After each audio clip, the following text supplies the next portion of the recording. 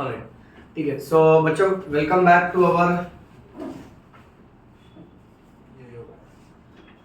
Yo Yo Bio. अब देखिए, हमने इस बायो के क्लास में लास्ट लेक्चर में फोटोसिंथेसिस के बारे में बात किया था।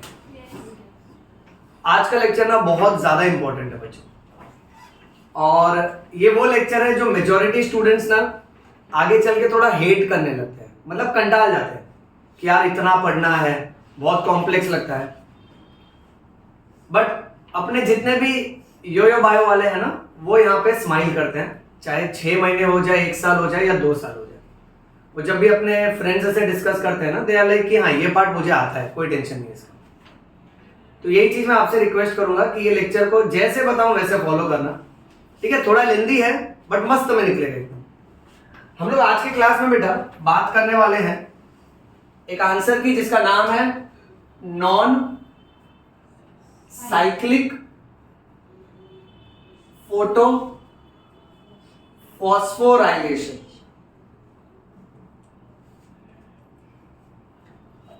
टाइटल पढ़िए सब लोग, क्या है बेटा? Non cyclic photo phosphorylation. अब इसमें ना बेटा इसको ऐसे स्प्लिट करने का, फोटो फॉस्फोराइलेशन।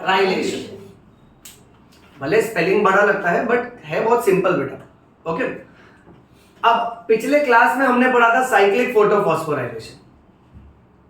पिछले कुछ लेक्चर्स का शॉर्ट रिकैप करते हैं। चैप्टर का नाम photosynthesis in higher plants. Very good. Chapter का नाम आता है मतलब सब आता है, कॉन्फिडेंस यहीं से चालू होता है बेटा। सोचो एक टीचर बेचारा 1.5 घंटे 2 घंटे खड़े रह के पढ़ाता है, फिर लेक्चर के बाहर बच्चे से उसका दोस्त पूछता है आज क्या पढ़ाया, वो तो याद ही नहीं आ रहा आज क्या पढ़ाया। तो कम से कम चैप्टर का नाम तो बोल सकते बेटा, समझ रहे? तो कॉन्फिडेंस वहीं से चालू हो जाता है। सो चैप्टर का नेम है photosynthesis in higher plant.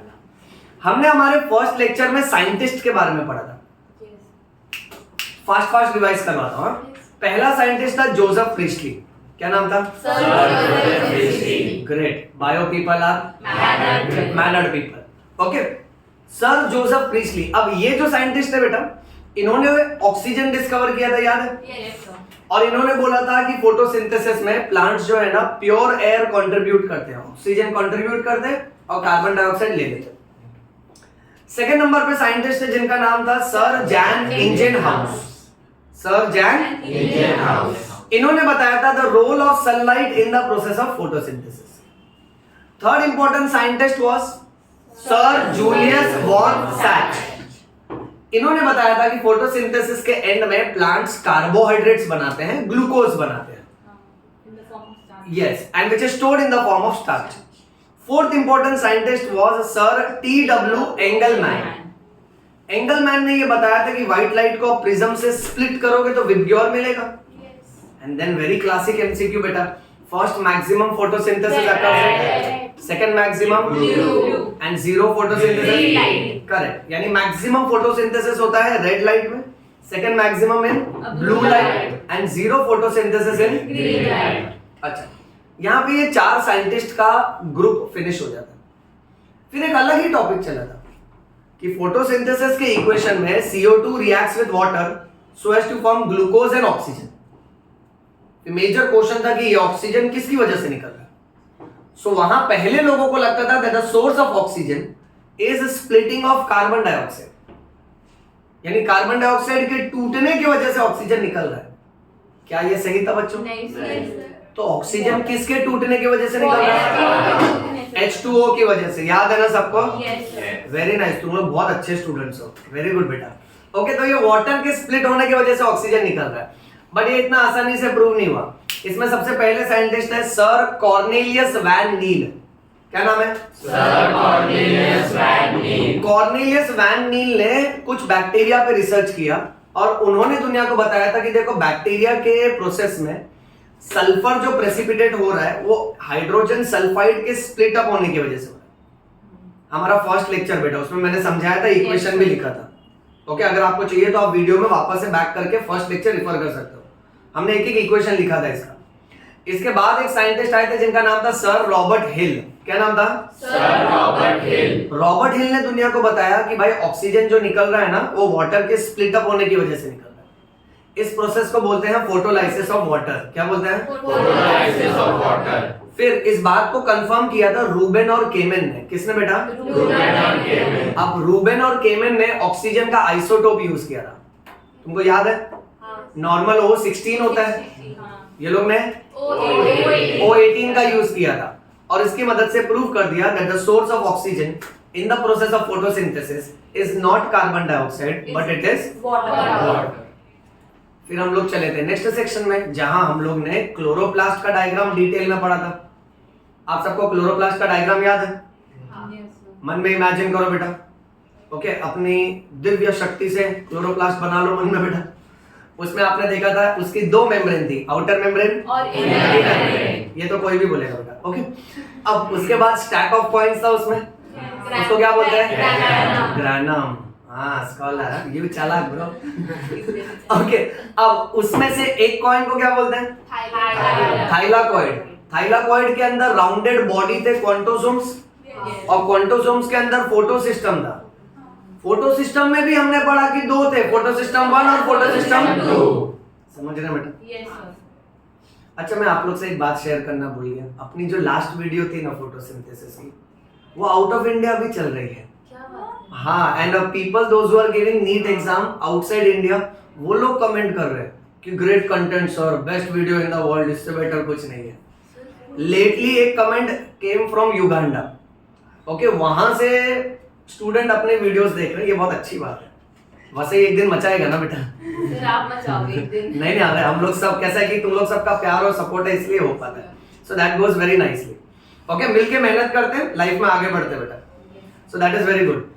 Okay, anyway coming back. So बात ऐसी है, फिर हम लोग ने देखा था कि जो क्लोरोप्लास्ट का जो स्ट्रक्चर है उसमें स्टैक ऑफ कॉइन्स है, उसको ग्रैनम बोलते हैं, एक को थाइलाकॉइड बोलते हैं। थाइलाकॉइड के अंदर क्वांटोसोम्स है और क्वांटोसोम्स के अंदर फोटोसिस्टम होता है।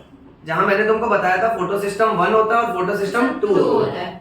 अच्छा बच्चों, आपको याद है फोटोसिस्टम 1 का नाम P700 है। हाँ। और फोटोसिस्टम 2 का नाम P680 680 है, बराबर है? यस। अच्छा, पहले वाले को 700 इसलिए बोलते हैं क्योंकि उसका क्लोरोफिल A 700 नैनोमीटर एब्जॉर्ब करता है। हाँ। और दूसरे को 680 क्यों बोलते हैं? क्लोरोफिल A 680 नैनोमीटर एब्जॉर्ब करता है। तुमको 700 680 का मीनिंग मालूम है ना? वो नैनोमीटर है, वेवलेंथ है बेटा। अब पॉइंट ऐसा है कि अगर हम लोग फोटो सिस्टम देखते हैं तो यहाँ हमारी एक बात क्लियर हो गई थी कि सिर्फ क्लोरोफिल अकेला फोटोसिंथेसिस करके नहीं देता, उसके जैसे और भी हैं। कैरोटीनॉइड्स भी होते हैं और फाइकोबिलिन्स भी होते हैं। कैरोटीनॉइड्स में दो टाइप पढ़ा था, कैरोटीन और ज़ैंथोफिल। याद है? हाँ सर। कि यादें दिलाऊं क्या? नहीं। याद है ना? ऑरेंज कलर का कौन था? कैरोटीन। तो ज़ैंथोफिल कौन सा कलर था? येलो कलर का। याद है? हाँ। Yellow yellow red. चमक चलो, येलो येलो चमक चलो। रिमेंबर। तो ज़ैंथोफिल एमसीक्यू बनता है, मैंने बताया था तुमको। हाँ। अच्छा, फिर हमने पढ़ा था फाइकोबिलिन्स के दो टाइप थे, फाइकोसाइनिन और फाइकोएरिथ्रिन। फाइकोसाइनिन कौन सा कलर? Blue colour. और फाइकोएरिथ्रिन रेड कलर। ठीक है। क्लोरोफिल में 7 टाइप्स थे। पहला 5 टाइप वेरी नाइस, ये वार्म अप था बेटा, स्टार्टर था, ये तो कोई भी बोलेगा। लास्ट के 2 टाइप कौन से थे? बैक्टीरियो क्लोरोफिल और बिलीवर्डिन। बैक्टीरियो विरिडिन। याद है? सबने नहीं बोला, लेकिन सब लोग सुनो ध्यान से। कुछ बच्चे खाली लिपसिंग कर रहे हैं, बोल रहे खाली लिपसिंग कर दो सर, समझ जाएंगे, मेरे को भी आता है। बैक्टीरियो क्लोरोफिल और बैक्टीरियो विरिडिन। ओके। अच्छा, इसके बाद हमने देखा था कि ग्राफ थे कुछ। एक ग्राफ था एब्जॉर्प्शन स्पेक्ट्रम। याद है? मन की आंखों से इमेजिन करो बेटा, आपको पिछला लेक्चर फ्लैशबैक होगा। उसमें क्लोरोफिल ए का ग्राफ पहले था, फिर सेकेंड जो स्पाइक मार रहा था वो क्लोरोफिल बी था, और जिसपे 2 स्पाइक थे वो कैरोटीनॉइड्स था। वो क्या था? कैरोटीनॉइड्स। ये याद रखो, हाँ, बहुत इंपॉर्टेंट है, नीट में आता है बेटा। ओके, हाँ, नहीं तो लोग ये सब याद रखने के लिए बहुत बादाम खाते हैं बेटा। हम लोग सिर्फ मेहनत करने चाहिए, very important. Chlorophyll a, chlorophyll b और carotenoids. This graph was called as absorption spectrum. Second graph था एक्शन स्पेक्ट्रम, उस पे दो पीक बन रहा था। एक ये बता रहा था कि मैक्सिमम फोटोसिंथेसिस रेड लाइट में हो रहा है और second maximum in blue light, उसको बोलते हैं एक्शन स्पेक्ट्रम। क्या बोलते हैं? Action spectrum. फिर चैप्टर का सबसे इंपॉर्टेंट पार्ट आया था, हमने देखा कि फोटोसिंथेसिस के रिएक्शन दो टाइप में डिवाइड है, लाइट रिएक्शन और dark reaction. Very nice, light reaction and dark Dark reaction. reaction. Shagun very good बेटा, light reaction and dark reaction. Okay, light reaction के भी दो स्टेप्स थे, साइक्लिक और नॉन साइक्लिक, और डार्क रिएक्शन के भी दो स्टेप्स हैं, C3 और C4। फैंटास्टिक। और मैंने तुमसे बहुत बार क्लास में बोला है, बोलते आऊंगा कि चार ही आंसर मेन है, cyclic, non cyclic, C3, C4। Okay. अभी देखो ये नॉन साइक्लिक का कुंडली बना के रखा है, अभी पंडित जी इसमें सब ग्रह नक्षत्र लगा देंगे बेटा, ठीक है? फिर पता चलेगा किधर राहु, किधर मंगल, किधर शनि बैठा। बहुत मगजमारी है बेटा। आपको डर लग रहा है बेटा? नहीं हाँ, सर। जब हम सब साथ है तो डरने की क्या बात है? रिमेम्बर। हाँ, ओके, ये पैटर्न के हिसाब से चलते हैं, खाली दिमाग में ये सेट रखना। लाइट रिएक्शन में साइक्लिक नॉन साइक्लिक आता है, डार्क रिएक्शन में C3 C4। लाइट रिएक्शन जो है वो ग्रैनम के अंदर, थाइलाकॉइड के अंदर, क्वांटोसोम्स में होता है, और dark reaction jelly like material stroma में होता है। क्लियर एकदम? अच्छा, लाइट रिएक्शन में ATP और NADPH2 बनता है, और डार्क रिएक्शन में यूज हो जाता है। करेक्ट है? ATP और NADPH2 खर्चा होता है। इस प्रिंसिपल को याद रखोगे ना, मस्त चलेगा आज का लेक्चर। मतलब दोनों आंसर कॉम्प्लेक्स है। देखो कैसे है ना कि ये सब ड्रॉ करने के लिए ना बहुत सिमेट्री देखो, फिर बॉक्स अच्छे से बनाओ, ठीक है? एक एक नेमिंग देखो, कार्बन नंबर लिखो, सब टेंशन वाला मामला है। बट हम लोग इसको अच्छे से करेंगे बेटा, एक एक चीज मैं मेंशन करूंगा बोर्ड पे। इन द एंड आपको सिर्फ इतना प्रॉमिस करना है कि जिस अंदाज से मैं सिखाऊं ना, तुम लोग भी उसी एक्साइटमेंट और उसी हार्डवर्क के साथ इसको पढ़ना बेटा। ओके, दो ही प्रेजेंटेशन है आज का। ओके, पूरा बोर्ड दो बार फिलअप कर दूंगा। ये एक नॉन साइक्लिक चलेगा, इसके पीछे C3 साइक्लिक, केल्विन साइकिल, और एंड में इन सबको सिर्फ रिलेट करके ना तुमको कॉन्सेप्ट बताऊं। जाने के टाइम सबको ये सीख के जाना है कि जो हमको स्कूल डेज में पढ़ाया था, plants prepare their own food.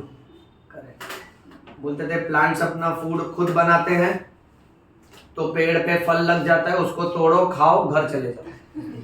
अब हम कॉलेज सेक्शन में आ गया बेटा, वो भी साइंस ले लिया गलती से, गलती से लिया तो ना बोलना हाँ कर रहा है। हाँ, तो साइंस ले लिया हम लोग ने, गर्व से साइंस लिया बेटा। तो अब plants prepare their own food ना, तो हम लोग उसका रेसिपी सीखेंगे कि ये वाकई में ग्लूकोज कैसे बनाना है, और रेसिपी में जिस तरह से एक फूड आइटम बनाने के लिए इंग्रेडिएंट्स चाहिए रहता है, वही फ्लो चल रहा है। Cyclic, non cyclic, sunlight, chlorophyll, water, carbon dioxide, ये सब की मदद से ग्लूकोज बनने वाला है। आज के लेक्चर का हीरो है ग्लूकोज। सब लोग ग्लूकोज का इंतजार करना। ओके, ये पूरा सेक्शन हो जाएगा। कुछ इंपॉर्टेंट इंटरमीडिएट्स समझेंगे, ATP और NADPH2। ये बीच की जो कड़ी है ना, फिर ये अपने को केल्विन साइकिल में काम आएगी, और केल्विन साइकिल में एक बड़ा चक्री घूमेगा यहाँ पे, और उसके एंड में ग्लूकोज बनेगा बेटा। ठीक है, स्टेप बाय स्टेप चलते हैं। अब ये जो है ये नॉन साइक्लिक है, देख के क्यों पता चल रहा है मालूम है? ये ऐसा घूम के वापस नहीं जा रहा है। ओके, ये ऐसे ऐसे जा रहा है। और जो साइक्लिक वाला आंसर हमने पढ़ा था, वहां जो भी इलेक्ट्रॉन निकल रहा था वो घूम के वापस आ रहा था। सुबह का इलेक्ट्रॉन अगर शाम को घर लौटे तो उसको इलेक्ट्रॉन नहीं बोलते, उसको साइक्लिक फोटोफॉस्फोराइलेशन बोलते हैं। ध्यान दिया करो बेटा, आप समझ रहे हो ना? हिंदी कहावत सुने हो? सुबह का भूला अगर शाम को घर लौटे तो उसे भूला नहीं कहते, क्या कहते हैं? Cyclic photophosphorylation. जो भी है ये याद रखो। ओके, अब इसमें हम लोग ने सबसे पहले नीचे कुछ बॉल्स बन रहे थे। अच्छा बेटा, वो जो बॉल्स है ना, वो फोटोसिंथेटिक पिगमेंट है। वो पूरी टीम है, उस टीम का कैप्टन सबसे ऊपर बैठा है। आई शाबाश, वेरी नाइस। सबसे मेन क्लोरोफिल ए है, बाकी सबको बोलने का एक्सेसरी पिगमेंट्स। क्या बोलने का? Accessory pigments. Now students, point ऐसा है कि ये जो क्लोरोफिल है सबके सब और एक्सेसरी पिगमेंट्स हैं, ये लोग को नीचे से फोटॉन्स ऑफ लाइट मिल रहा था। साइक्लिक वाला आंसर रिपीट कर रहे हैं, सब लोग ध्यान देना। ठीक है, फोटॉन्स ऑफ लाइट मिला, कितना इलेक्ट्रॉन निकल रहा था? एक, वेरी गुड, नोटिस किया था। वो इलेक्ट्रॉन को सबसे पहले किसने कैच किया? Ferredoxin reducing substance, short form FRS. FRS के बाद इलेक्ट्रॉन किसके पास गया? Ferredoxin, short form. कितना सिस्टमैटिक चल रहा है हम लोग का। ट्रेंड है कि पहले हम लोग शॉर्ट फॉर्म लिखते हैं, बाजू में फुल फॉर्म लिखते हैं, ठीक है। यही पैटर्न से हमेशा आपको आंसर याद रखना है बेटा। ओके, सो एफआरएस के पास इलेक्ट्रॉन गया था, एफआरएस ने वो इलेक्ट्रॉन दे दिया एफडी को। एफडी के बाद इलेक्ट्रॉन कहां गया?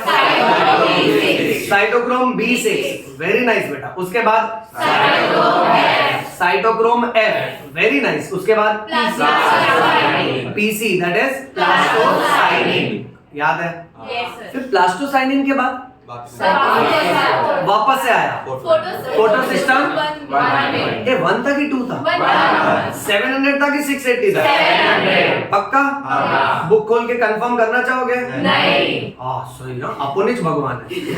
याद हो गया ना सबको?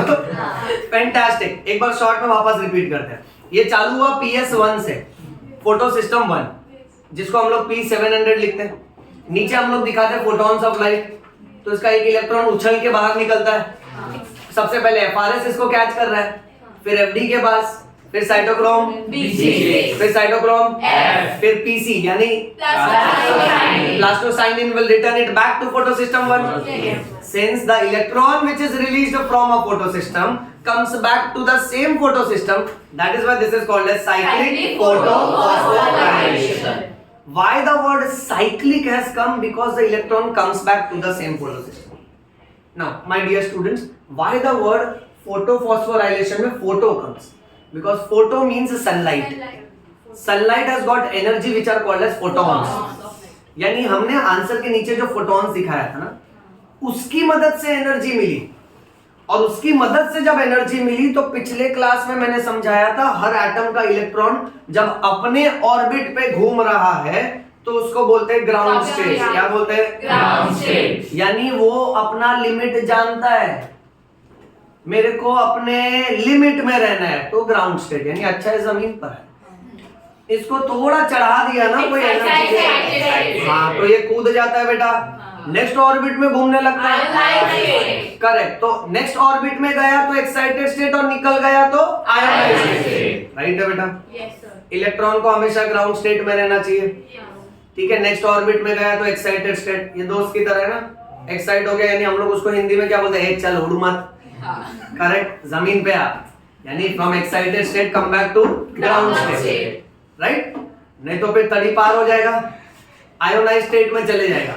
तो यही हो रहा है। ये जो फोटो सिस्टम हमने साइक्लिक में ड्रॉ किया था ना, यहां से जब फोटॉन्स मारा ना तो इनके इलेक्ट्रॉन्स निकलते हैं बेटा बाहर, आयोनाइज्ड स्टेट में जाते हैं। अब एक इलेक्ट्रॉन निकला, वो अलग अलग कंपाउंड्स के पास जाता है, और ये कंपाउंड्स के पास, ध्यान से सुना, जब कुछ कुछ कंपाउंड्स में एनर्जी डिफरेंस लेवल ज्यादा होता है ना, तो मान लेते एक ने इलेक्ट्रॉन लिया, वो बहुत हायर एनर्जी लेवल पर है, उसने दूसरे को इलेक्ट्रॉन दिया, वो बहुत लोअर एनर्जी लेवल पर है, तो थोड़ा एनर्जी रिलीज होता है। और ये एनर्जी एडीपी को आईपी के साथ जोड़ने के काम आती है बेटा, ताकि क्या बन सके? एडीपी। तुमने नोटिस किया कि साइक्लिक में 2 एडीपी बन रहा है, साइटोक्रोम B6 के पहले और B6 के बाद। इतना समझा बेटा? Okay, let's come back to the grammar. अब बात ऐसी है कि केमिस्ट्री ये कहता है कि अगर आप किसी भी कंपाउंड में कार्बन डाइऑक्साइड ऐड करते हो, आप बोलो कार्बोक्सिलेशन। क्या बोलना? कार्बोक्सिलेशन। मान लेते हैं सपोज उसी कंपाउंड में अगर हाइड्रोजन ऐड किया तो हाइड्रोजिनेशन। क्या बेटा? हाइड्रोजिनेशन। तो मेरा बेटा अगर कंपाउंड में फास्फोरस ऐड किया तो फास्फोराइलेशन। करेक्ट। और ये फास्फोराइलेशन क्यों हो पाया? फास्फोराइलेशन देखो कहां हो रहा था, जहां एडीपी के साथ आईपी जुड़ रहा था, तो एडीपी का तो फास्फोराइलेशन हुआ ना, तभी जाके उसने एनर्जी करेंसी बना के दिया, दैट इज एटीपी। तो फास्फोराइलेशन क्यों हुआ? क्योंकि एनर्जी रिलीज हुई। वो एनर्जी क्यों रिलीज हुई? क्योंकि इलेक्ट्रॉन ट्रांसफर हो रहा है। और इलेक्ट्रॉन ट्रांसफर क्यों हो पाया? क्योंकि फोटॉन्स आया। यानी फोटॉन्स की मदद से फास्फोरस जुड़ पाया एडीपी को, ताकि एटीपी बन सके। इस बात को ध्यान में रखते हुए फैंसी सा नाम रखा गया है फोटो फास्फोराइलेशन। एकदम क्लियर बेटा? ओके। अब जो पढ़ेंगे वो भी ऑलमोस्ट सेम ट्रेंड का है, बट वो नॉन साइक्लिक है। इतना समझ जाना कि इलेक्ट्रॉन घूम के सेम फोटो सिस्टम में नहीं आएगा। कोई भी स्टूडेंट कुछ भी नहीं लिखेगा, क्योंकि जब मुझे अटेंशन चाहिए तो अटेंशन चाहिए। ठीक है, अब सब लोग एकदम प्रॉपर्ली यहाँ ध्यान दो बेटा। स्टार्टिंग का ट्रेंड ऐसे ही रखेंगे कि हम लोग यहाँ दिखाएंगे कि ये बहुत सारे एक्सेसरी पिगमेंट्स हैं, 4, 3, 2 और 1। इसमें से सबसे ऊपर कौन बैठा है? Chlorophyll A. और बाकी सबको क्या बोल सकते हैं?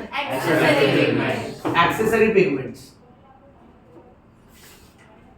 अब बेटा बात ये देखो क्या अलग है इसमें। हम लोग चालू कर रहे हैं फोटो सिस्टम 2 से, which is also called as P680. It has a pigment that is chlorophyll A, which absorbs 680 nanometer of light. ठीक, चलो अब इसके नीचे लाइट दिखाते हैं बेटा। इन सारे क्लोरोफिल को धीमी आंच में उबाल लेते हैं बेटा। रेसिपी सीख रहे हैं बेटा, ध्यान देना सब लोग। So these are photons of light. Cyclic में हमने शुरुआत जब की थी ना, तो हमने शुरुआत किया था PS1 से। नॉन साइक्लिक में सभी बच्चों ने देखा कि शुरुआत हो रही है PS2 से। अच्छा, ये एरो हेड्स बनाना भी इंपॉर्टेंट है। अगर आप एरो हेड नहीं बनाओगे ना, तो ये क्लियर नहीं होता कि इलेक्ट्रॉन ये इसको दे रहा है कि ये इसको दे रहा है। एरो का टिप बनाना भी बहुत इंपॉर्टेंट है, तो ये ध्यान रखना बेटा। इसका फ्लो ऐसा होगा, फिर ये इलेक्ट्रॉन इसको नहीं देगा, ये इलेक्ट्रॉन दूसरे फोटो सिस्टम को देगा, फिर ये वापस से इलेक्ट्रॉन इसको देगा। अब खाली तुमको कंपाउंड्स के नाम पे फोकस करना है, कंपाउंड्स के नाम ध्यान रखना। चलिए तो स्टार्ट करते हैं। सबसे पहले इलेक्ट्रॉन आता है केमिकल के पास जिसका नाम है PQRS। क्या नाम है? PQRS. ओके, उसके बाद ये जाता है PQ के पास। अब डिसिप्लिन बना के रखते हैं बेटा। यहाँ क्या मेंशन करेंगे? Full form. Okay, full form थोड़ा छोटा राइटिंग में लिखता हूं बेटा, ताकि सब एक ही प्रेजेंटेशन में अकोमोडेट हो जाए। When we are talking about the PQRS, it stands for plasto quinone reducing substance। क्या फुल फॉर्म बच्चों? Plastoquinone reducing substance. So what should be PQ? Plastoquinone. थोड़ा आदत हो रहा है ना, FRS था फिर FD हो गया, फेराडॉक्सिन रिड्यूसिंग सब्सटेंस का फेराडॉक्सिन। सो यहाँ पे प्लास्टोक्विनोन रिड्यूसिंग सब्सटेंस का प्लास्टोक्विनोन। अब बेटा ये भी नोटिस करना है कि इसमें कितने इलेक्ट्रॉन्स निकल रहे हैं। 4. हाँ, तो नॉन साइक्लिक में एक और अलग बात यह है कि यहाँ 4 इलेक्ट्रॉन्स निकलते हैं। साइक्लिक में सिर्फ 1 इलेक्ट्रॉन निकल रहा था बेटा। अच्छा, ये 4 इलेक्ट्रॉन को सबसे पहले कैच किया PQRS ने, plastoquinone reducing substance. Then the electron is transferred to plastoquinone. Then the electron goes to somebody जिसको तुम जानते हो, cytochrome B6, then to and then to correct। चलो यहाँ फॉर्मेलिटी कर दे बेटा। Wherever we come across CYT, that stands for cytochrome। इसमें B6 और F है बेटा। Wherever we come across the PC, that stands for plastocyanin। Very good। PC is plastocyanin, PQ is plastoquinone। Now यहाँ पे plastocyanin does not return the electron back। The electron is then transferred to another photosystem। That is the reason why NEET में बहुत ज्यादा important है कि non cyclic को Z scheme भी बोलते हैं। Why Z? Because ये ऐसा zigzag जा रहा है ना। Okay, alphabet Z goes zigzag बेटा, इसलिए इसको Z स्कीम भी बोलते हैं। कई बार है ना, मतलब इस तरीके से बेवकूफ बनाते हैं। आपको नॉन साइक्लिक का टाइटल नहीं देंगे, बोलेंगे in the Z scheme the first electron acceptor is, तो आपको पता होना चाहिए Z स्कीम यानी नॉन साइक्लिक, और पहला इलेक्ट्रॉन कौन पकड़ रहा है? PQRS। ठीक है, आगे। अब बेटा यहाँ पे सेम ट्रेंड फॉलो करते हैं। 4 लड्डू बनाने का, ऊपर 3 लड्डू, 2 लड्डू, फिर कितना लड्डू? 8. ये लड्डू है। क्लोरोफिल। देखो सर कुछ भी बोल सकते हैं बेटा, सर उम्र में बड़े हैं ना, बड़ों का रिस्पेक्ट किया करो बेटा। ठीक है, क्योंकि टीचर है सर, डॉक्टर भी है, उम्र में भी बड़े और दाढ़ी भी है बेटा, ठीक है। तुम कुछ भी ना बोला करो, लड्डू नहीं है, क्लोरोफिल ए है बेटा। देखो बहुत गुस्सा आ जाती है ना, उन बच्चों को मैं दाढ़ी फेंक के मारता हूँ बेटा। This is PS1 also called as P700। Okay, अब यहां पर भी हमको नीचे दिखाना पड़ेगा फोटॉन्स ऑफ लाइट। इधर थोड़ा छोटा फोटॉन्स ऑफ लाइट दिखाते हैं क्योंकि इसके नीचे भी इक्वेशन है बेटा।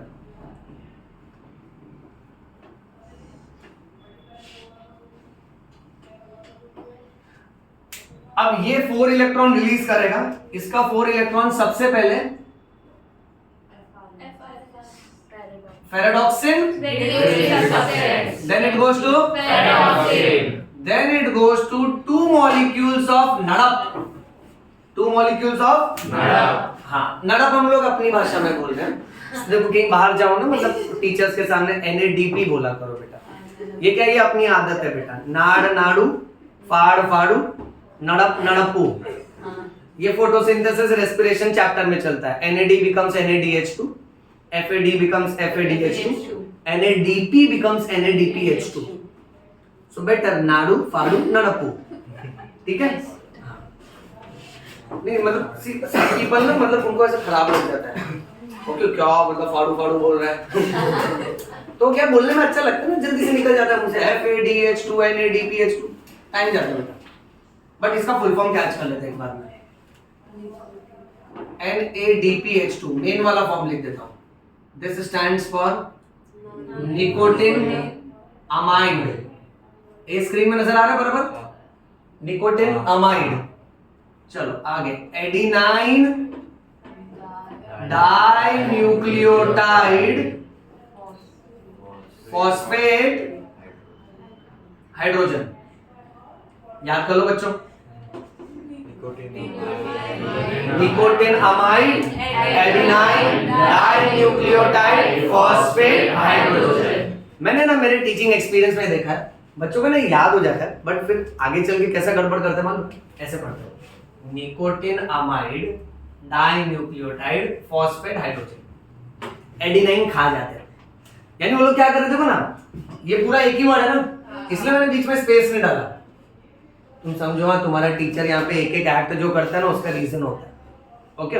यहाँ अगर स्पेस डालता ना तो हर बच्चा इसी पढ़ता, nicotinamide dinucleotide, adenine निकाल देता, स्पेस नहीं रखा, यानी निकोटिन अमाइड सिर्फ N का है, एडिनाइन A का है। ये समझे, ठीक है। तो ऐसा कोई कॉमन मिस्टेक तुम लोग मत करना है तो कोई नया मिस्टेक करो, मजा आवे बेटा। ये हो चुका है, ट्रेंड आ चुका है इसका। So nicotinamide, adenine dinucleotide phosphate hydrogen. अच्छा, अब 2 मॉलिक्यूल ऑफ NADP, इसने 4 इलेक्ट्रॉन ले लिया, तो अब चाहिए तो बीच में एक और स्टेप दिखा सकते हैं ताकि थोड़ा सिंपल चले। तो ये है ना 4 इलेक्ट्रॉन ले लेगा ना, तो इस पे नेगेटिव चार्ज आएगा बच्चों। देखो कैसा, so it becomes 2 molecule of NADP minus minus. कितने इलेक्ट्रॉन्स थे? 4। यहां 2 नेगेटिव चार्ज लगाया, बट प्रीफिक्स में 2 लिखा है ना, तो चारों इलेक्ट्रॉन्स इसमें एकोमोडेट हो गए। So 2 molecule of NADP became 2 molecule of NADP minus. बताइए इतना स्प्राइट है? Yes. बोले तो Clear है ना? ओके, फ्लो चार्ट देख लो एक बार ध्यान से वापस से। हमने स्टार्ट किया PS2 के साथ, which is also called as P683। इस पे पढ़ा photons of light, photons of light पढ़ा तो कितना इलेक्ट्रॉन निकला? 4 इलेक्ट्रॉन। सबसे पहले किसने पकड़ा? PQRS। फुल फॉर्म बताओ। बहुत अच्छे बच्चों। उसके बाद ये इलेक्ट्रॉन किसने पकड़ा? प्लास्टो क्यूनोन। फिर किसके पास गया? उसके बाद क्या प्लास्टोसाइनिन वापस लौटा रहा है क्या? अब ये गया PS1 के पास जिसका नाम है P700। फिर उसमें फोटॉन्स ऑफ लाइट आए, वापस 4 इलेक्ट्रॉन गया FRS के पास, फिर FDP, फिर 2 NADP, then it became 2 NADP minus. यहां तक समझा? अच्छा, इस बीच में एक छोटा सा बदलाव, यहां पर एनर्जी जब रिलीज होती है तो वो एनर्जी ADP को IP के साथ कंबाइन करवा के ATP बना के देगी, सिर्फ यहां पर। साइक्लिक में क्या था? B6 के B6 ऊपर भी ATP बन रहा था, क्योंकि वहां B6 के ऊपर फेरोडॉक्सिन था। और ATP बनने के लिए केमिकल सीक्वेंसिंग ऐसी होनी चाहिए कि केमिकल्स अलग अलग एनर्जी लेवल पे होने चाहिए। अब इन दोनों का एनर्जी लेवल में इतना डिफरेंस नहीं है, इसलिए इन दोनों के बीच में एनर्जी रिलीज नहीं हुई, ATP नहीं बना बेटा। क्योंकि देखो ना, B6 के पहले का कंपाउंड भी बदल गया ना। ओके, इतना समझा? अच्छा, एक और थोड़ा अगर इमेजिन कर सकते हो तो मे भी तुम्हारी मदद हो जाएगी। ये देखना, FRS और FD, इसको ले ले इधर। FRS, FD, B6F प्लास्टोसाइड, ये तो साइक्लिक का ही फ्लो है। साइक्लिक के फ्लो को कट करके ये दोनों को इधर रखा है, तीन को इधर रखा है। समझ रहे हो? तो क्या है ना, मतलब थोड़ा ऐसा मैनिपुलेशन इमेजिनेशन के हिसाब से सेट करके रखो, परेशान नहीं होने का, पता चलना चाहिए कब कैसे मैनिपुलेट करना है। ठीक है, चलिए आगे। अब ये 2 मॉलिक्यूल ऑफ नड़प, ये परेशान हो गया, बोला जिंदगी में बहुत नेगेटिविटी है। ओके, पूरा माइनस माइनस हो गया है। तब इसको है ना मदद कर रहा है 4 मॉलिक्यूल्स ऑफ वाटर। ध्यान से देखना सब लोग। हाँ, यहाँ पे अभी 4 बिस्लरी का बाटला फूटेगा और इसमें से निकलेगा 4H प्लस और 4OH माइनस। तुमको मालूम है केमिस्ट्री में वाटर कभी भी डिसोशिएट होता है ना, H2O, तो H प्लस और OH माइनस देता है। जब एक वाटर मॉलिक्यूल है, हमारे पास तो 4 है, तो दोनों जगह 4 रखेंगे, इसमें से 4H प्लस निकलेगा और 4OH माइनस निकलेगा।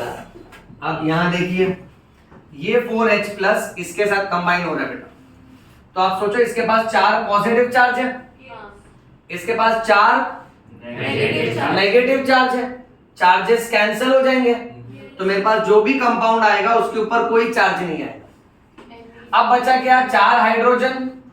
ये जब 2 नड़प के साथ कंबाइन होएगा, ऑब्वियसली क्या बनेगा? नड़प्पू बनेगा ना। So it will form 2 molecule of NADPH, यानी 2 हाइड्रोजन और 2, यानी चारों हाइड्रोजन एकोमोडेट होगा इसमें बेटा। बराबर है, बैलेंस हो गया ना अच्छे से। तो 2 मॉलिक्यूल ऑफ नड़प्पू बन गए। ये मुमकिन हो पाया बिकॉज यहाँ बिस्लरी का बाटला फूट गया। दिस इज कॉल्ड एज, हाँ, बिस्लरी मतलब पानी ना, तो पानी का मॉलिक्यूल टूटा सनलाइट की मदद से बेटा। अब ये जो OH माइनस है, ये सबसे पहले क्या करेगा ना, ये अपना नेगेटिव चार्ज दे देगा।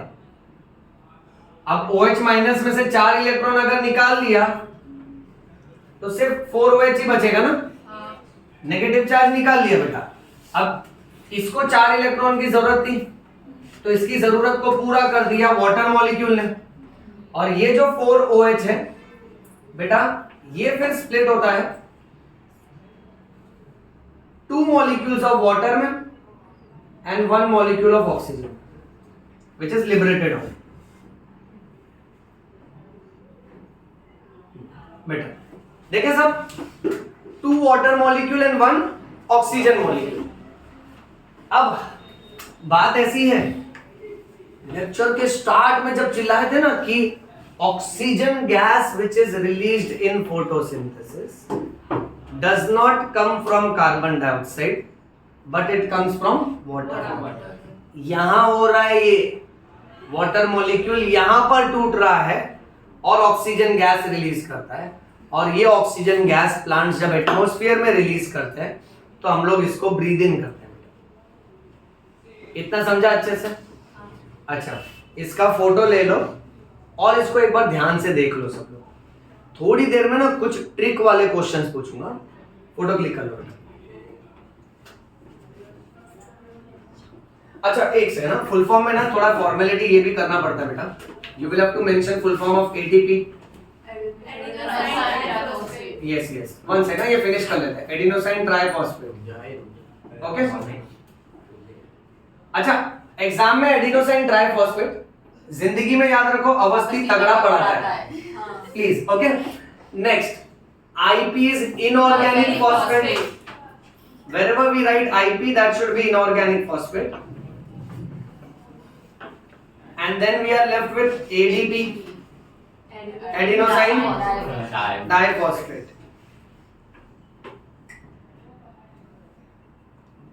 ऑलराइट, अभी इसको क्लिक कर लीजिए बच्चों।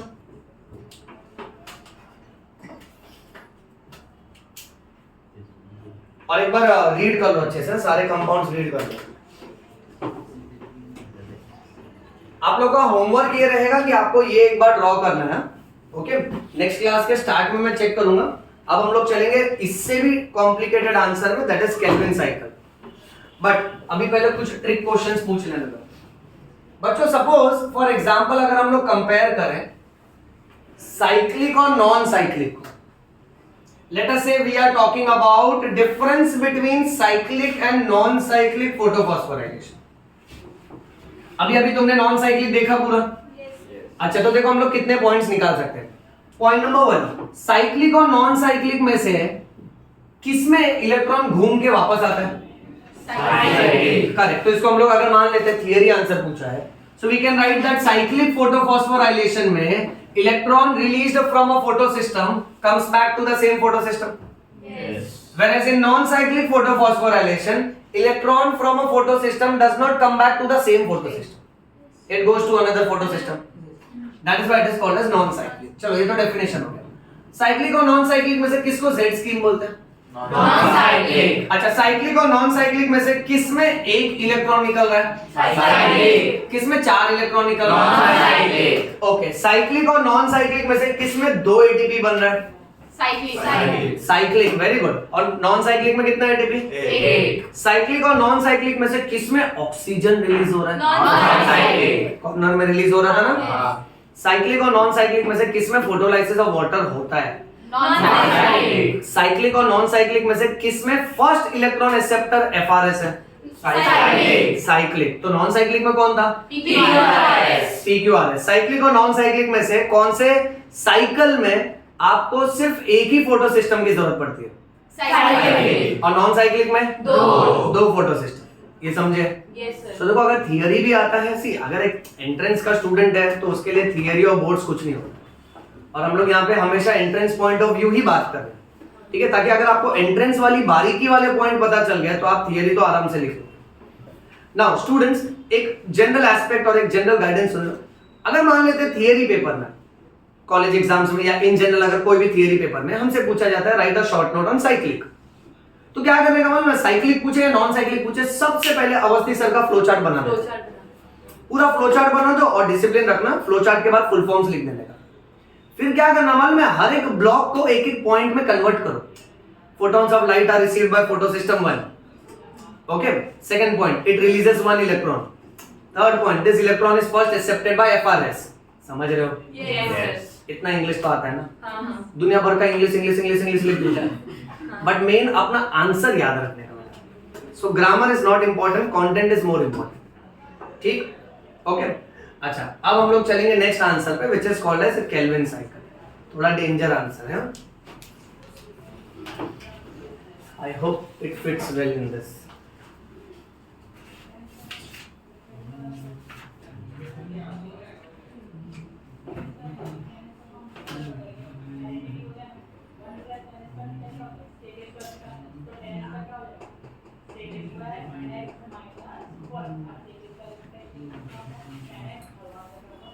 ओके, मैं थोड़े से एरो रिप्रेजेंटेशन पहले सेट कर देता हूं बच्चों, उसके बाद स्टार्ट कर लेते हैं। यहाँ पे हमको 2 इंपॉर्टेंट केमिकल से स्टार्ट करना है। सो फर्स्ट एरो यहाँ बनेगा। ओके, यहाँ पे मेन केमिकल कंपाउंड, इसके आगे यहाँ एक केमिकल कंपाउंड आएगा। Next arrow will be here, followed by another chemical on this side।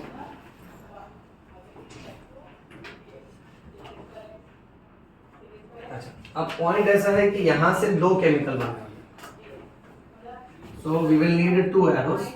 तो इसको यहां से रब कर देता हूं। सब लोग देखते जाइए प्लीज ध्यान से। पेज होता ना अगर तो बहुत अच्छा बना था, but still I will board को घुमा नहीं सकते। मैंने बोर्ड घुमा दिया ना, तुमको मेरी सुपर पावर का पता चल जाएगा। अच्छा, then the arrow has to come on this side. यहाँ एक केमिकल का नाम लिखा जाएगा। another chemical on this side and 3 to 4 chemicals on this side. चलो perfect.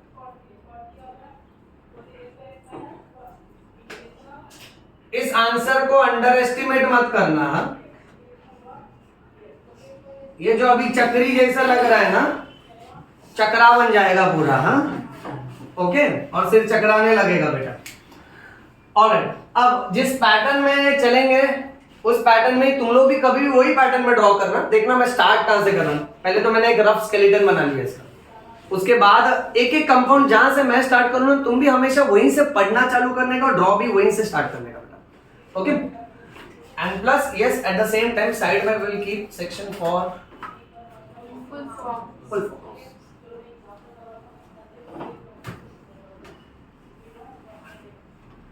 Kelvin cycle starts with a chemical which is called as rum. क्या नाम है इनका? रम नहीं, रम। तुम्हारा प क्यों नहीं निकला? रम। हाँ रम बोल रहा है, बेवड़ा है क्या बेटा?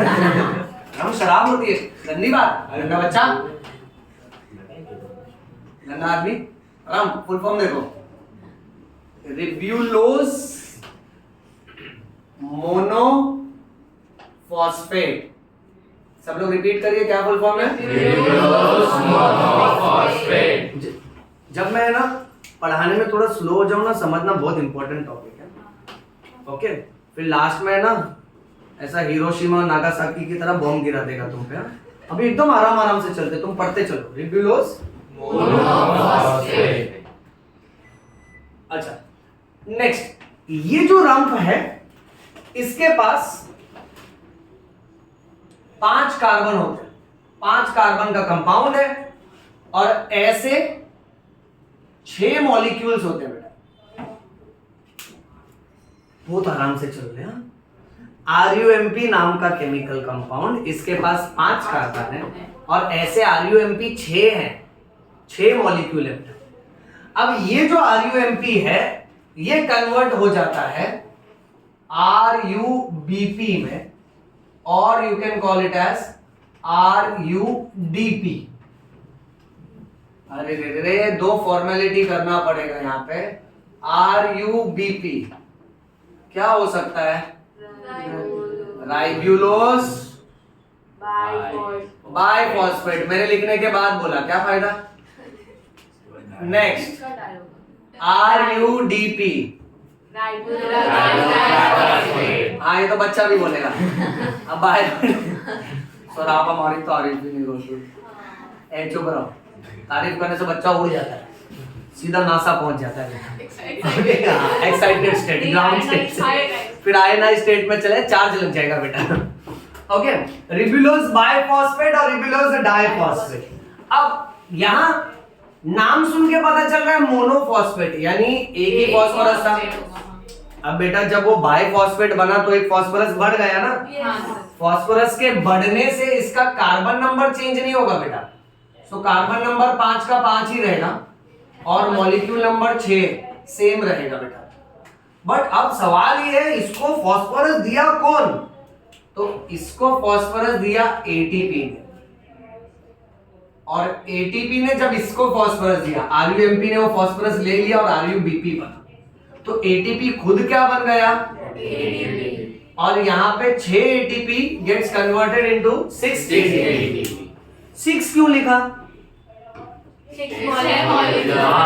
6 मॉलिक्यूल। Very nice. अब तारीफ करना पड़ेगा, तुम लोग सब स्मार्ट है। खुद को शाबाशी दो बेटा, सब लोग धीमे धीमे। हाँ, ज्यादा खुश नहीं होना, बस थोड़े में ही खुश रहो। ओके, अब 6 मॉलिक्यूल इसलिए 6 लगाया। इस पे बेस्ड क्योंकि तुमने आंसर किया ना, तुमको एक रेडीमेड MCQ बता देता। इधर नीचे ग्लूकोज मिलेगा। हाँ, एक ग्लूकोज मिलता है सिर्फ। फेवरेट MCQ है, for formation of 1 glucose molecule Calvin cycle takes place 6 times. Actually ये एक मॉलिक्यूल से चालू करेंगे ना तो ग्लूकोज नहीं बनता है। जब यही रिएक्शन, ये पूरा साइक्लिक रिएक्शन जब 6 बार होता है ना, तब जाके ग्लूकोज बनता है। इसलिए हमने स्टार्टअप में हर जगह 6 लिखा है। एवरीबॉडी हर्ड मी बेटा?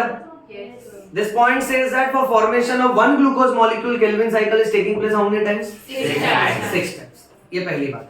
दूसरी बात, अब वो भी दिमाग में चमका हो.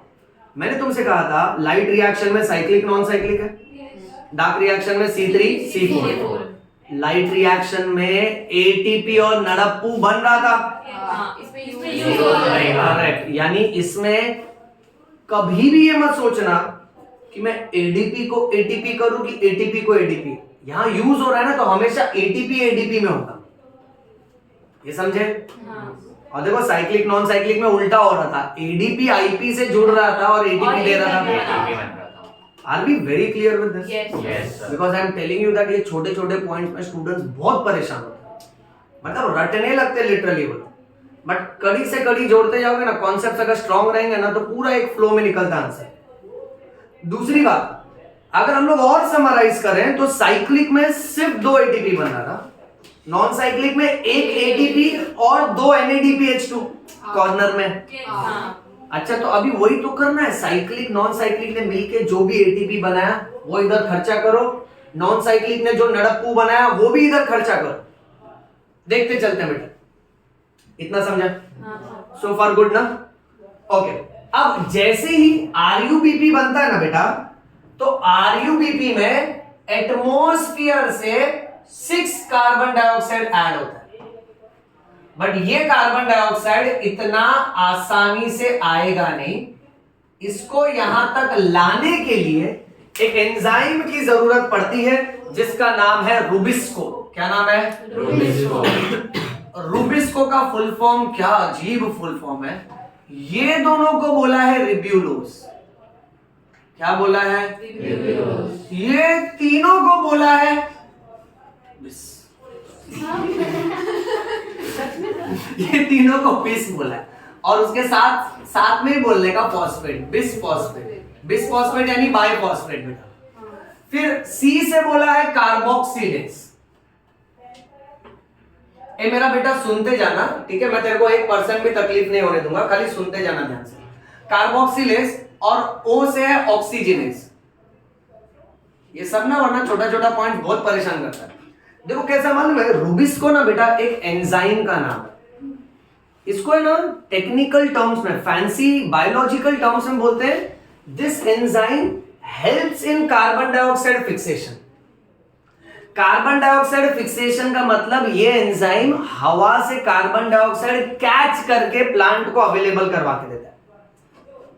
जैसे हमने स्कूल डेज में पढ़ा है, rhizobium bacteria is nitrogen fixing bacteria. तो ये बैक्टीरिया जब रूट्स में रहता है ना, तो हवा से नाइट्रोजन कैच करके प्लांट्स को अवेलेबल करवा के देता है. वैसे ही यहां पे कार्बन डाइऑक्साइड फिक्सेशन कौन करवा रहा है? रुबिस्को. ये सेट हुआ. और एक बात बताता हूं, बायोमोलिक्यूल्स चैप्टर में NCERT की लाइन है, rubisco is the most abundant protein in the whole of biosphere.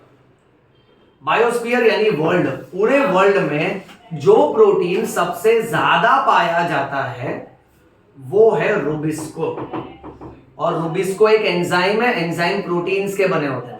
Sir लेकिन ऐसा कोई वैक्सीन भी है ना रुबिस्को करके? हाँ, वैक्सीन जो है वो अलग है, वो एक्चुअली रूबेला है.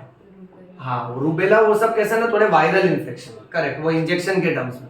ओके, यानी वो जूलॉजी में आ जाएगा, ये बॉटनी के सेक्शन. ठीक. अच्छा, रुबिस्को फुल फॉर्म पहले कैच कर लेते हैं. This is ribulose bisphosphate carboxylase oxygenase. अगर तुम्हारा दिमाग चलता है ना, तो तुमको और एक पॉइंटर बता देगा. आने वाले एक लेक्चर में एक अलग ही स्कीमेटिक हम लोग पढ़ेंगे. ये 4 जो मेन है ना, cyclic non cyclic C3 C4, इसके अलावा एक और फ्लो चार्ट आता है जिसको फोटो रेस्पिरेशन बोलते हैं. क्या बोलते हैं? Photo respiration. उसका कॉन्सेप्ट इस लाइन पे बेस्ड है कि यहां रुबिस्को में कार्बोक्सिलेज ऑक्सीजनेज इसीलिए लिखा जाता है क्योंकि ये एंजाइम हवा से CO2 भी कैच करके ला सकता है, और अगर ये चाहे तो हवा से ऑक्सीजन भी कैच करके ला सकता है. बट इस वाले आंसर में ये हवा से CO2 पकड़ के ला रहा है, इसीलिए इस वाले आंसर के हिसाब से मैं रुबिस्को को दूसरा नाम भी दे सकता हूं. मैं इसको बोलूंगा इट इज RUBP कार्बोक्सिलेज. क्या नाम है इसका? RUBP carboxylase. क्योंकि इसने RUBP को कार्बन डाइऑक्साइड पकड़ के दिया। Are we very very clear with this? Yes. अच्छा देखो, ये चाहे तो ऑक्सीजन भी पकड़ सकता है, बट ये ऑक्सीजन तभी पकड़ेगा जब एटमॉस्फेयर में कार्बन डाइऑक्साइड बहुत कम हो। और अगर इसने ऑक्सीजन पकड़ा ना तो अलग ही फ्लो चार्ट चालू होता है, जिसको फोटो रेस्पिरेशन बोलते हैं। क्या बोलते हैं? Photorespiration. वो ना वो बहुत ही एकदम यूनिक आंसर है, बट वो तभी समझता है जब ये चार आंसर स्ट्रांग हो जाता है।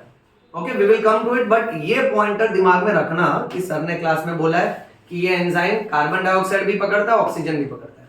केल्विन साइकिल में कार्बन डाइऑक्साइड पकड़ रहा है, इसलिए Rubisco is acting like RUBP carboxylase enzyme, but it can also act as RUBP oxygenase when it will catch oxygen. Okay, अब इसने जैसे ही कार्बन डाइऑक्साइड पकड़ा ना बेटा, तब जाके एक कंपाउंड बनता है जिसका नाम है अनस्टेबल कीटो एसिड कंपाउंड। और ये अनस्टेबल कीटो एसिड कंपाउंड में अगर हम लोग देखेंगे तो इसके पास कार्बन कितना होते हैं? 6। कैसे? RUBP के पास 5 कार्बन थे और ऐसे RUBP के 6 मॉलिक्यूल थे। RUBP RUBP RUBP RUBP RUBP RUBP 6 molecule है। अब 6 कार्बन डाइऑक्साइड आया तो सब में एक कार्बन डाइऑक्साइड गया। तो हर एक RUBP जो 5 कार्बन वाला है उसमें अगर कार्बन डाइऑक्साइड का कार्बन गया तो 6 कार्बन का बनेगा। तो ऐसे 6 कार्बन के 6 मॉलिक्यूल बनेंगे बेटा। तुम लोग देख रहे हो कि अवस्थी सर कैसे कार्बन नंबर और मॉलिक्यूल नंबर को भी बैलेंस करके बताते जा रहे हैं बेटा। ठीक है, कब क्या चेंज हो रहा है नोटिस करो, क्योंकि CO2 आया तो अब 5 कार्बन का कंपाउंड 6 कार्बन में कन्वर्ट हो गया। बट गड़बड़ क्या हो गई मालूम है? ये कंपाउंड ना स्टेबल नहीं है। कैसा कंपाउंड है ये? अनस्टेबल। इसलिए इसको बोला है 6 carbon unstable keto acid compound. तो ये ज्यादा देर तक इस कंडीशन में रहेगा नहीं, ये तुरंत टूट जाता है दूसरे केमिकल में जिसका नाम है 3PGA। क्या नाम है? 3PGA. 3PGA जो केमिकल कंपाउंड है ना, इसके पास होते हैं 3 कार्बन बेटा और इसके बनते हैं 12 मॉलिक्यूल। अब स्टूडेंट्स इधर जबरदस्त कंफ्यूज होता है और रट्टा मारता है, बट अगर लॉजिक के हिसाब से देखें तो 6 कार्बन वाला एक कंपाउंड है। ऐसा इमेजिन करो, ये 6 कार्बन वाला कंपाउंड है, मान लेते हैं इसका नाम है कीटो एसिड कंपाउंड। क्या नाम है इनका? Acid compound. अब ये अगर ब्रेक होगा तो बेटा मुझे 3-3 कार्बन वाले 2 कंपाउंड मिलेंगे। यानी इसका मेरे पास अगर 1 मॉलिक्यूल है तो 3-3 कार्बन वाले 2 मॉलिक्यूल बन रहे हैं। तो जब 1 से 2 बन रहे हैं तो 6 मॉलिक्यूल से 12 बनेंगे ना। लॉजिक समझा सबको? अच्छा, अब नेक्स्ट जो छोटा सा कॉन्सेप्ट है वो क्लियर करता हूं। ये जो 3PGA है ना बेटा, ये 3PGA का फुल फॉर्म है 3 फॉस्फोग्लिसरिक एसिड। सब लोग प्लीज रिपीट करो, क्या है? Glyceric acid. यानी ये केमिस्ट्री का एक ऐसा एसिड है जिसके पास 3 कार्बन है, बट इसके 3rd कार्बन पे फास्फोरस अटैच्ड है, इसीलिए इसको 3 फॉस्फोग्लिसरिक एसिड बोला। अब नेक्स्ट बात ध्यान से सुनना, अगर मैं 3PGA बोलूं, बहुत बच्चे इसको समझ लेते हैं कि PGA के 3 मॉलिक्यूल है, 3PGA, समझ रहे हो? बट अगर मॉलिक्यूल बात करो तो वैसे तो 12 मॉलिक्यूल्स है। हाँ, तो आयुपैक के हिसाब से 3 जो है ना प्रीफिक्स लगा है, क्योंकि 3rd पोजीशन पे फास्फोरस है। Clear on this? इसमें बहुत ऐसा छोटा छोटा है ना, मतलब नोट्स है, अपने को हर एक को खोलना है बेटा। ओके, अब 3PGA बना। अब ये 3PGA क्या करता है? ये तुरंत बनाता है नेक्स्ट केमिकल जिसका नाम है 1,3 डाईपीजीए। अब इसका फुल फॉर्म तो आ जाएगा तुमको। 1,3 डाईपीजीए इज 1,3 डाईफॉस्फोग्लिसरिक एसिड। हाँ, मैं ऐसा खींच के बोला, तुमने खींच के बोला। सो रहे हो क्या? ध्यान दो बेटा, 1,3 डाईफॉस्फोग्लिसरिक एसिड। अच्छा, अब एक और बात सोचने लायक ये है कि इस केल्विन साइकिल का दूसरा नाम है C3 साइकिल। क्या नाम है? C3 cycle. सोचने वाली बात ये है C3, वैसे ही आता है नेक्स्ट C4। इसको C3 क्यों लगा है मालूम है? क्योंकि इन साइकिल्स में बायोलॉजिस्ट ने ये ऑब्जर्व किया है कि जब भी किसी भी प्लांट के केमिकल रिएक्शन में कार्बन डाइऑक्साइड फिक्सेशन के बाद जो पहला स्टेबल कंपाउंड बनता है ना, उसमें कितना कार्बन है वो देखने का। चलो देखते हैं। कार्बन डाइऑक्साइड घुसने के बाद, ध्यान से देखना बेटा, कार्बन डाइऑक्साइड फिक्सेशन के बाद में हालांकि पहला कंपाउंड ये बना है जिसके बाद 6 कार्बन है, बट मैंने इसको C6 साइकिल नहीं बोला क्योंकि ये स्टेबल नहीं है ना, तो ये तुरंत किस में कन्वर्ट हुआ? 3PGA। और 3PGA के पास कितना कार्बन है? 3 कार्बन है, इसलिए इस साइकिल को क्या बोलूं? C3 cycle. English language, the first stable compound formed after carbon dioxide fixation in Kelvin cycle is 3PGA, which contains 3 carbon. That is why this cycle is called as C3 cycle. So now you know that beta, coming lecture में we are going to study about C4 cycle. तो may be उसमें Awasthi sir कुछ भी कुंडली बनाएगा, हम देखेगा कि जिधर कार्बन डाइऑक्साइड घुसा उसके बाद जो कंपाउंड होगा उसके पास 4 कार्बन होंगे। So maybe आने वाले साइकिल में after carbon dioxide fixation the first stable compound will contain 4 carbon, that is why that will be called as C4 cycle. Yes sir. Logic समझ रहा बेटा? क्योंकि इसमें कोई भी चीज रट्टा मारने वाली नहीं है, खाली कुछ कंपाउंड्स प्रॉपर सीक्वेंस में याद रखने होते हैं। अब नेक्स्ट एक और पॉइंट मैं ये नोटिस करूंगा कि भाई थर्ड पोजीशन पे फास्फोरस है, इसलिए 3 फॉस्फो। अभी फर्स्ट पोजीशन पे भी फास्फोरस आ गया, हाँ, इसलिए 1,3 डाई फॉस्फो बोला ना। अब सोचने वाली बात ये, भाई फास्फोरस इसको दिया कौन रहेगा? तो बिना सोचे ही अपने को मालूम है ये डार्क रिएक्शन चल रहा है, तो एटीपी को एडीपी बनाने का simple. 12 ATP gets converted into 12 ATP। मेरा बच्चा सवाल 12 क्यों लिखा यहाँ पे? अभी 12 करेक्ट, वहां पे 6 क्यों लिखा था? करेक्ट, यानी ऐसे 6 मेंबर थे ना, सबको फास्फोरस चाहिए। वैसे ही बेटा ऐसे अब 12 मॉलिक्यूल है, सबको फास्फोरस चाहिए, तभी तो ये फॉस्फो डाइफॉस्फो में कन्वर्ट होगा। Yes sir. और थोड़ा माइंड में ना एनिमेट करो, इमेजिन करो कि एटीपी एडिनोसाइन ट्राइफॉस्फेट 3 फास्फोरस है, इसने एक फास्फोरस दिया तो इसने उसको पकड़ा और ये डाइफॉस्फो बना, और ये खुद बेचारा डाइफॉस्फेट में बन गया, ट्राइफॉस्फेट का डाइफॉस्फेट बना ना।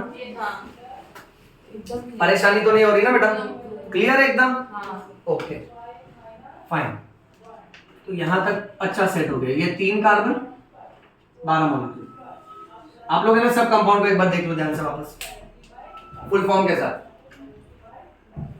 अभी नेक्स्ट जो चलेगा ना, नेक्स्ट अलग ही चलेगा बेटा। पहले RUMP था, फिर RUBP बना, RUBP में CO2 गया, अनस्टेबल कीटो एसिड कंपाउंड बना, फिर 3PGA बना, फिर 1,3 डाई-PGA बना। अब क्या होता मालूम है? 1,3 डाई-PGA ना, ये 2 केमिकल में कन्वर्ट हो सकता है। इसको हम लोग अपने मजाक के अंदाज में बोलते हैं धाप और पागल। थोड़ा फॉर्मल चलना है तो DHAP and PGAL, एक एक अल्फाबेट छुट्टा छुट्टा बोलेगा, कितना समझ आता है ना बेटा? धाप पागल कौन बना बेटा? धाप पागल, याद रखो। अब ये दोनों का फुल फॉर्म, पहले ये धाप को इधर बैठा देते हैं, डाई हाइड्रोक्सी एसीटोन। कैसीटोन? एसीटोन। हाँ, एसीटोन फॉस्फेट, ये धाप। दूसरा कौन है? अच्छा थोड़ा चेंजेस करो, पगल। पागल नहीं, हाँ पगल। हाँ, दिस इज P से फॉस्फो ग्लिसरॉल्डिहाइड, बाकी तीनों साथ में ही आ रहे हैं। फॉस्फो ग्लिसरॉल्डिहाइड याद कर लो अच्छे से। धाप का फुल फॉर्म क्या है देखो, डाई हाइड्रोक्सी एसीटोन फॉस्फेट। याद हुआ? पापा से बोलो, डाई हाइड्रोक्सी एसीटोन फॉस्फेट। कैसीटोन? एसीटोन। Acetone, okay. और पागल कौन है? फॉस्फो। मैं पूछ रहा हूँ पागल कौन है, एक दूसरे की तरफ क्यों इशारा कर रहे हो? ये पागल है, फॉस्फो ग्लिसरॉल्डिहाइड। समझ रहे ना? तुम लोग बात बात में दोस्त की बेइज्जती करता है पागल। चलो धाप और पागल, अब ये दोनों भी 3-3 कार्बन वाले हैं, और दोनों के बीच में रिवर्सिबल एरो है। इसका क्या मतलब होता है? इक्विलिब्रियम। और एक केमिस्ट्री ज्यादा हाई फाई बोले भाग जाएगा। आसान भाषा में ये इसमें हाँ, ये इसमें कन्वर्ट हो सकता है और ये इसमें करेक्ट है। और आसान भाषा में धा पागल हो सकता है। समझ सब लोग? ओके, तो दोनों एक दूसरे में कन्वर्ट हो सकते हैं। चलो बेस्ट। ओके, हम ये मान के चलेंगे जितना धाप है सब पागल हो गए। तो दुनिया का सब धाप पागल हो गया, तो यहां पर अब हमारे पास पागल जो कि 3 कार्बन वाला है, अब इसके मेरे पास आ गए हैं 12 मॉलिक्यूल। कितने? तुम्हें सब कुछ 12 मॉलिक्यूल लेता ना। मान लेते सपोज 6 धाप बना और 6 पागल बना, सब धाप पागल में कन्वर्ट हो, ठीक है। तब मेरे पास पागल के 12 मॉलिक्यूल आ गए। अब ये 12 मॉलिक्यूल में से I hope this fits well. यहां तक दिख रहा है ना? परफेक्ट, वहां तक दिख रहा है ना? ओके, अब ना बात ऐसी है बेटा, ये 12 पागल में से 2 पागल साइकिल के नीचे आएगा। साइकिल यानी केल्विन साइकिल ना। 2 पागल साइकिल के नीचे, 10 पागल इधर जाएगा। अरे पागल यानी मॉलिक्यूल, केमिकल का नाम है। अरे कलर चेंज, 10 मॉलिक्यूल, और हर एक के पास कितने कार्बन है? 3। अब ये जो 2 पागल नीचे आया ना, ये सबसे पहले एक केमिकल बनाता है जिसका नाम है fructose 1, Hey, why you laughing? You should laugh loudly. Fructose 1,6 diphosphate. Laughter is best medicine. But if you laugh unnecessarily, you will need medicine. Then it forms a fructose 6-phosphate. मुझे डर लग रहा है फिट नहीं होएगा। Fructose 6-phosphate के बाद ये बनाता है ग्लूकोज 6-phosphate। और फिर ये लास्ट में बनाता है ग्लूकोज। ग्लूकोज दिख रहा है स्क्रीन में? आ गया ना ग्लूकोज? ओके, नहीं ग्लूकोज तक। ओके, अब बात ऐसी है, देखो ध्यान से सुनना। 3 कार्बन के 2 मॉलिक्यूल रिवर्स चलते हैं। 3 कार्बन के 2 मॉलिक्यूल अब जब ज्वाइन होंगे तो 6 कार्बन का 1 मॉलिक्यूल बनेगा। तो ये सब के सब 6 कार्बन के 1 मॉलिक्यूल है। चिक्च कार्बन, चिक्च। ग्लूकोज इज 6C एंड सबका मॉलिक्यूल 1।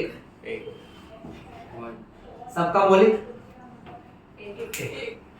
अब यहां पे ना देखो 1,6 डाइफॉस्फेट, जब सिर्फ 6-phosphate बन रहा है तो यहां से इनऑर्गेनिक फॉस्फेट निकलता है। ग्लूकोज 6-phosphate, उसके 6 कार्बन पे जो फास्फोरस है वो निकल जाएगा, तो यहां से भी IP निकाल देने का, इनऑर्गेनिक फॉस्फेट। अब ये देखो, ये जो 10 पागल है ये अलग अलग शुगर बनाएगा। पहले तो ये बनाते हैं एरिथ्रोज। क्या बनाते हैं? एरिथ्रोज। फिर ये बनाते हैं राइबोज। क्या बनाते हैं? राइबोज। फिर बनाते हैं जाइलुलोज। क्या बनाते हैं? जाइलुलोज। फिर बनाते हैं सेडोहेप्ट्यूलोज। क्या बनाते हैं बेटा? सेडोहेप्ट्यूलोज। तुम लोग मेरी नकल कर रहे हो? मारूंगा, पीट दूंगा को। हाँ, एरिथ्रोज 4 कार्बन वाला है, जाइलुलोज और राइबोज दोनों 5 कार्बन वाले हैं, और सेडोहेप्ट्यूलोज, देखो सेडो मतलब 7। ओके, सड़ो मत बोलना है। Some people are like fungus is like सड़ो और सड़ने दो। Okay, erythrose 4 carbon, ribose, xylulose, sedoheptulose 7 carbon. अब होता क्या मालूम है, ये सब अलग अलग शुगर बन जाते हैं। फिर ये सेडोहेप्ट्यूलोज 7 कार्बन है, टूटेगा। ओके, टूटेगा और 5 कार्बन वाला वापस से RUMP बना के देता है। ये सुनो गांव वालों, खत्म नहीं हुआ है, पिक्चर बाकी है, ध्यान से सुनो। अब इस पूरे चक्री में ना, ये जो पहला स्टेप है RUBP, जब 3PGA बना के देता है, इस फर्स्ट स्टेप को नाम दिया गया है कार्बोक्सिलेशन। क्या नाम है? कार्बोक्सिलेशन। अमन तू चिल्ला रहा है ना? रिपीट भी नहीं किया। अच्छा, पंखे से आवाज निकली, पंखे से आवाज आ रही। फिर इसके बाद बेटा यहां पर जब 1,3 डाई पीजीए धाप और पागल में कन्वर्ट होता है तो इस बीच में 12 मॉलिक्यूल ऑफ नड़प्पू gets converted into 12 molecules of नड़प। ओके, यानी ये क्या हुआ रहेगा? नड़प्पू ने अपना हाइड्रोजन दिया तो 1,3 डाई पीजीए में हाइड्रोजन ऐड हुआ ना, और नड़प्पू खुद नड़प में कन्वर्ट हुआ। किसी केमिकल में अगर हाइड्रोजन ऐड करते हो तो उसको रिडक्शन बोलते हैं। मेरा बच्चा यहाँ सेकेंड स्टेप, ये जो पूरी लाइन है ना यहाँ तक, सेकेंड वाले स्टेप का नाम रखा गया है रिडक्शन। क्या नाम दिया है? रिडक्शन। ए चुप रहो, सुन रहा हूं मैं सब। अब इसके बाद थर्ड स्टेप में 2 ऑप्शंस है। यहां नीचे की तरफ अल्टीमेटली ग्लूकोज बन रहा है, इसको स्टेप 3A बोलेंगे। इसका नाम है सिंथेसिस ऑफ ग्लूकोज। ग्लूकोज बोले तो ग्लूकोज। और स्टेप 3B, इसमें RUMP वापस से बन रहा है, इसीलिए इसको बोला जाता है रीजनरेशन। बोलते हैं बेटा रीजनरेशन। हाँ, इस साइकिल का नाम है C3 साइकिल और Calvin cycle.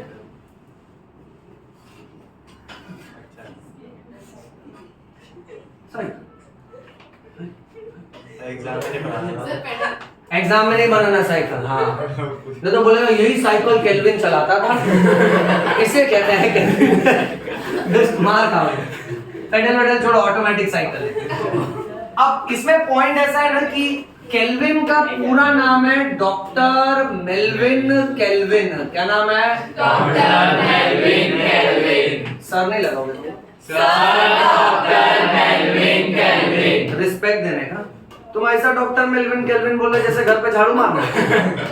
Sir doctor Melvin kelvin. Actually इनके साथ इनका एक और एसोसिएट था जिसका नाम था बेंसन। क्या नाम था? सर। हाँ, तो इसको केल्विन बेंसन साइकिल बोला जाता है, बट ज्यादा फेमस हुआ under the name of Calvin cycle. Okay, next MCQ ये है कि इसमें इन्होंने कार्बन का हेवी आइसोटोप यूज किया था, दैट इज C14। कौन सा वाला? C14। फॉर्मेलिटी में कुछ फुल फॉर्म से सब लोग ध्यान देना बेटा। यहाँ पे नड़प्पू वापस बनेगा, बोलो फुल फॉर्म।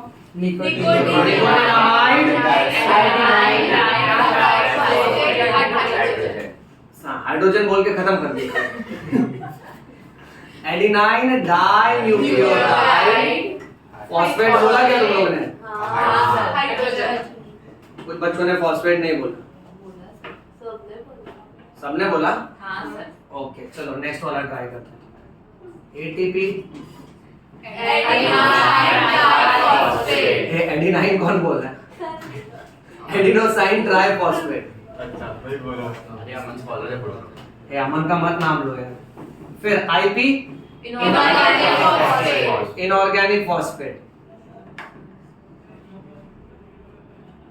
ध्यान देना बेटा, जस्ट 2 मिनट ही है। Last ADP adenosine diphosphate. Adenosine diphosphate.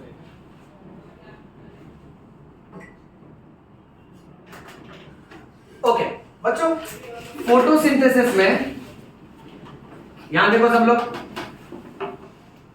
Carbon dioxide और वाटर कंबाइन हो रहा है सनलाइट और क्लोरोफिल के प्रेजेंस में, तब जाके प्लांट क्या बना रहा है? ये बन रहा है ना। और इसके साथ साथ क्या निकल रहा है? ऑक्सीजन। ये जो फोटोसिंथेसिस का इक्वेशन है, हमको स्कूल डेज में इन जनरल बताया था कि प्लांट्स क्या करते हैं, कार्बन डाइऑक्साइड और वाटर लेते हैं और सनलाइट और क्लोरोफिल की मदद से ये ग्लूकोज और ऑक्सीजन बनाते हैं। ये सब लोग एकदम ध्यान से सुनो। अब पॉइंट ऐसा है कि ये सनलाइट ये कहां तक पहुंच रहा है, ये डायग्राम वाइज हमने देखा है कि सनलाइट जब एक लीफ पे जब धूप गिरता है ना बेटा, तो लीफ की अपर एपिडर्मिस है, मेसोफिल है और लोअर एपिडर्मिस होती है। Anatomy of flowering plant chapter में आया है, उसमें से वो सनलाइट मेसोफिल में जाता है, मीजोफिल के अंदर प्लांट सेल में जाता है, प्लांट सेल के अंदर प्लास्टिड्स में क्रोमोप्लास्ट, ल्यूकोप्लास्ट, क्लोरोप्लास्ट 3 होते हैं, तो उसमें से क्लोरोप्लास्ट में जाता है। क्लोरोप्लास्ट के आउटर मेम्ब्रेन इनर मेम्ब्रेन को पेनिट्रेट करके ग्रैनम, उसके अंदर थाइलाकॉइड, उसके अंदर क्वांटोसोम्स, और क्वांटोसोम्स के अंदर साइक्लिक और नॉन साइक्लिक में ये सनलाइट इलेक्ट्रॉन्स उछालता है बेटा। तो सनलाइट का ये रोल है, समझो ध्यान से, ये पूरा प्लांट के सेल के अंदर हो रहा है। नेक्स्ट, क्लोरोफिल में हमने पढ़ा कि क्लोरोफिल के 7 टाइप है, इसके साथ साथ में कैरोटीनॉइड्स और फाइकोबिलेंस भी है। ये लोग सब लोग मिलकर फोटो सिस्टम बनाते हैं, इसी से सनलाइट टकराता है तो इनका इलेक्ट्रॉन्स निकलता है, तो इसके वजह से साइक्लिक और नॉन साइक्लिक हो पाता है। साइक्लिक में 2 एटीपी बन जाता है, बट नॉन साइक्लिक में अपने को ये भी चाहिए था ना लास्ट में, अभी नीचे 4 वाटर मॉलिक्यूल तोड़ा था ना। हाँ, अब ये वाटर की कहानी ऐसी है कि मॉर्फोलॉजी ऑफ फ्लावरिंग प्लांट्स में हमने पढ़ा है कि रूट्स के अलग अलग जोन होते हैं। नीचे मेरिस्टेमेटिक जोन होता है जहां सेल डिवाइड होता है, उसके ऊपर सेल एलोंगेशन वाला जोन है जहां सेल्स लंबे हो जाते हैं, और उसके ऊपर सेल मैच्योरेशन वाला जोन होता है जहां पे रूट हेयर्स होते हैं। अब पानी रूट हेयर वाले एरिया से, मैच्योरेशन वाले एरिया से खींचा जाता है। फिर एनाटॉमी ऑफ फ्लावरिंग प्लांट में हमने पढ़ा है कि रूट के सेल्स के लेयर होते हैं एक के अंदर एक। तो सबसे पहले पानी आता है बाहर वाली लेयर में, उसको बोलते हैं एपिडर्मिस, उसके बाद जाता है नेक्स्ट लेयर में जिसको बोलते हैं कॉर्टेक्स, कॉर्टेक्स के बाद एंडोडर्मिस, उसके बाद पेरिसाइकिल, फिर अंदर वैस्कुलर बंडल्स रहता है जिसमें जाइलम होता है। जाइलम में पानी चढ़ना चालू होता है, फिर ये पानी ऊपर आके लीफ में आता है, सेम लीफ के अंदर वापस से मेसोफिल, उसके अंदर प्लांट सेल, उसके अंदर क्लोरोप्लास्ट, क्लोरोप्लास्ट के अंदर ग्रैनम, ग्रैनम के अंदर थाइलाकॉइड, थाइलाकॉइड के अंदर क्वांटोसोम्स, क्वांटोसोम्स के नॉन साइक्लिक में जाके वो वाटर मॉलिक्यूल स्प्लिट होता है, और ये वाटर मॉलिक्यूल स्प्लिट होता है तो क्या मिलता है अपने को? ऑक्सीजन। करेक्ट है। ऑक्सीजन की कहानी आगे बाद में फिर डिस्कस करेंगे, जो ऑक्सीजन खत्म नहीं होता है, फिर ये हमारे nostrils, pharynx, लैरिंग्स, trachea, bronchus, bronchioles, alveolus और बॉडी में जाता है। एंड इस वाले आंसर में मेन हीरो इधर बैठा है बेटा, CO2। हम लोग जो ये कार्बन डाइऑक्साइड छोड़ रहे हैं ना, यही कार्बन डाइऑक्साइड हवा में जाता है और लीफ के छोटे छोटे होल होते हैं जिसको स्टोमेटा बोलते हैं। स्टोमेटा से वो जाता है और क्लोरोप्लास्ट के जेली लाइक मटेरियल में जाता है जिसको बोलते हैं स्ट्रोमा। क्योंकि ये पूरा साइकिल कहां पर हो रहा है? स्ट्रोमा में। डार्क रिएक्शन है ना। सोचो, उधर वो कार्बन डाइऑक्साइड जाता है RuBP से कंबाइन होके unstable keto acid compound PGA 1,3 di PGA, धाप पागल, फिर पागल से fructose 1,6 diphosphate, fructose 6 phosphate, glucose 6 phosphate, glucose. और ये ग्लूकोज जब जमा होते जाता है तब जाके फ्रूट बनता है, और ये फ्रूट को तोड़ के हम खाते हैं और बोलते हैं plants prepare their own food. समझ रहे हो बेटा? That is YoYo Bio. समझ में आयो। प्रेम रतन धन बायो। चलो यहाँ स्टॉप करते हैं, बंद करते हैं।